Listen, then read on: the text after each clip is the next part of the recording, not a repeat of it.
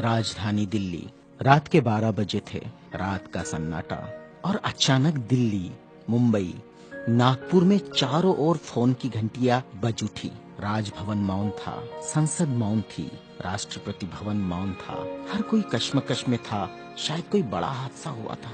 यह किसी बड़े हादसे या आपदा से कम नहीं था। कोई अचानक हमें छोड़कर चला गया था, जिसके जाने से करोड़ों लोग दुख भरे आंसुओं से विलाप कर रहे थे। देखते ही देखते मुंबई की सारी सड़कें भीड़ से भर गई। पैर रखने की भी जगह नहीं बची थी मुंबई की सड़कों पर, क्योंकि पार्थिव शरीर मुंबई लाया जाना था और अंतिम संस्कार भी मुंबई में ही होना था। नागपुर, कानपुर, दिल्ली, चेन्नई, मद्रास, बेंगलोर, पुणे, नासिक और पूरे देश से मुंबई आने वाली रेलगाड़ियों और बसों में बैठने को जगह नहीं थी। सब जल्द से जल्द मुंबई पहुंचना चाहते थे और देखते ही देखते अरब सागर वाली मुंबई जनसागर से भर गई। कौन था यह शख्स जिसके अंतिम दर्शन की लालसा में जन सैलाब रोते बिलखते मुंबई की ओर बढ़ रहा था? देश में यह पहला प्रसंग था जब बड़े बुजुर्ग छोटे छोटे बच्चों जैसे छाती पीट पीट कर रो रहे थे। महिलाएं आक्रोश कर रही थी और कह रही थी, मेरे पिता चले गए, अब कौन है हमारा यहाँ। चंदन की चिता पर जब उसे रखा गया तो लाखों दिल रुदन से जल रहे थे। अरब सागर अपनी लहरों के साथ किनारों पर थपकता और लौट जाता, फिर थपकता, फिर लौट जाता। शायद अंतिम दर्शन के लिए वह भी जोर लगा रहा था। चिता जली और करोड़ों लोगों की आंखें बरसने लगी। किसके लिए बरस रही थी ये आंखें? कौन था इन सब का पिता? किसकी जलती चिता को देखकर जल रहे थे करोड़ों दिलों के अग्निकुंड? कौन था यह जो छोड़ गया था इनके दिलों में आंधिया? कौन था वह जिसके नाम मात्र लेने से गरज उठती थी बिजलियां, मन से मस्तिष्क तक दौड़ जाता था ऊर्जा का प्रवाह? कौन था वह शख्स जिसने छीन लिए थे खाली कासे इनके हाथों से और थमा दी थी कलम लिखने के लिए एक नया इतिहास? आंखों में बसा दिए थे नए सपने, ओठों पर सजा दिए थे नए तराने, धमनियों से प्रवाहित किया था स्वाभिमान अभिमान को, दास्यता की जंजीरें तोड़ने के लिए दिया प्रज्ञा का शस्त्र। चिता जल रही थी अरब सागर के किनारे और देश के हर गांव के किनारे में जल रहा था एक स्मशान। हर एक शख्स की आंखों में और दिल में भी जो नहीं पहुंच सका था अरब सागर के किनारे, एक टक देख रहा था वह उसकी प्रतिमा या गांव के उस झंडे को जिसमें नीला चक्र लहरा रहा था, या बैठा था भूख प्यास भूल कर अपने समूह के साथ उस जगह जिसे वो बुद्ध विहार कहता था। क्यों गांव शहर में सारे समूह भूखे प्यासे बैठे थे उसकी चिता की आग ठंडी होने का इंतजार करते हुए? कौन सी आग थी जो वह लगाकर चला गया था?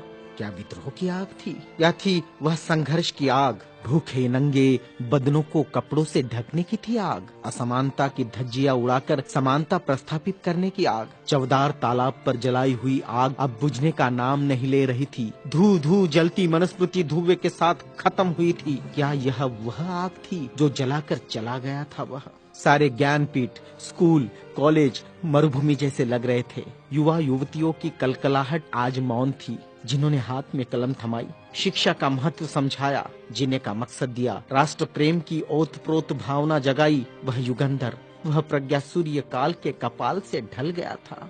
जिस प्रज्ञा तेज ने चेहरे पर रोशनियां बखेरी थी, क्या वह अंधेरे में गुम हो रहा था? बड़ी अजीब कश्मकश थी। भारत का महान पत्रकार, अर्थशास्त्री, दूरदृष्टा क्या दृष्टि से ओझल हो जाएगा? सारे मिलों पर ऐसा लग रहा था जैसे हड़ताल चल रही हो।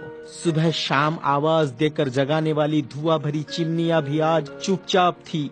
खेतों में हल नहीं चला पाया किसान। क्यों? सारे ऑफिस, सारे कोर्ट, सारी कचहरियां सूनी हो गई, जैसे सूना हो जाता है बेटी के विदा होने के बाद बाप का आंगन। सारे खेतीहर मजदूर, किसान असमंजस में थे। ये क्या हुआ? उनके सिर का छत्र छीन गया। वह जो चंदन की चिता पर जल रहा है, उसने ही तो जलाई थी जबरान जोत। मजदूर आंदोलन का वही तो था आधुनिक भारत में मसीहा। सारी मिलों पर होती थी जो हड़ताल आंदोलन अपने अधिकारों के लिए, उसकी प्रेरणा भी तो वही था जिसने मजदूरों को अपना स्वतंत्र पक्ष दिया और संविधान में लिख दी वह सभी बातें जिन्होंने किसानों, खेतीहारों, मजदूरों के जीवन में खुशियां बखेरी थी। इधर नागपुर की दीक्षा भूमि पर मातम पसरा था। लोगों की चीखें सुनाई दे रही थी, बाबा चले गए, हमारे बाबा चले गए। आधुनिक भारत का वह सपुत्र जिसने भारत में लोकतंत्र का बीजारोपण किया था, जिसने भारत के संविधान को रचकर भारत को लोकतांत्रिक गणराज्य बनाया था, हर नागरिक को समानता, स्वतंत्रता और न्याय का अधिकार दिया था, वोट देने का अधिकार देकर देश का मालिक बनाया था। क्या सचमुच वह शख्स नहीं रहा? कोई भी विश्वास करने को तैयार नहीं था। लोग कह रहे थे, अभी तो यहाँ बाबा की सफेद गाड़ी रुकी थी, बाबा गाड़ी से उतरे थे सफेद पोशाक में, देखो अभी तो बाबा ने पंचशील दिए थे। 22 प्रतिज्ञाओं की गूंज अभी आसमान में ही तो गूंज रही थी। वो गूंज शांत होने से पहले बाबा शांत नहीं हो सकते।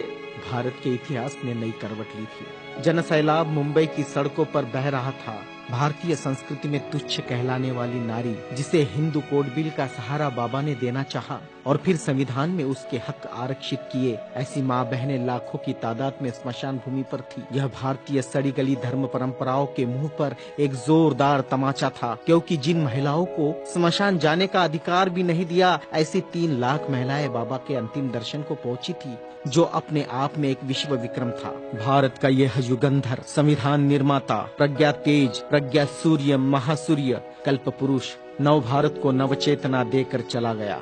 एक ऊर्जा स्रोत देकर, समानता, स्वतंत्रता, न्याय, बंधुता का पाठ पढ़ाकर, उस प्रज्ञा सूर्य की प्रज्ञा किरणों से रोशन होगा हमारा देश, हमारा समाज और हम। और पूरे विश्वास के साथ हम आगे बढ़ेंगे हाथों में हाथ लिए, मानवता के रास्ते पर, जहाँ कभी सूर्यास्त नहीं होगा, जहाँ कभी सूर्यास्त नहीं होगा, जहाँ कभी सूर्यास्त नहीं होगा।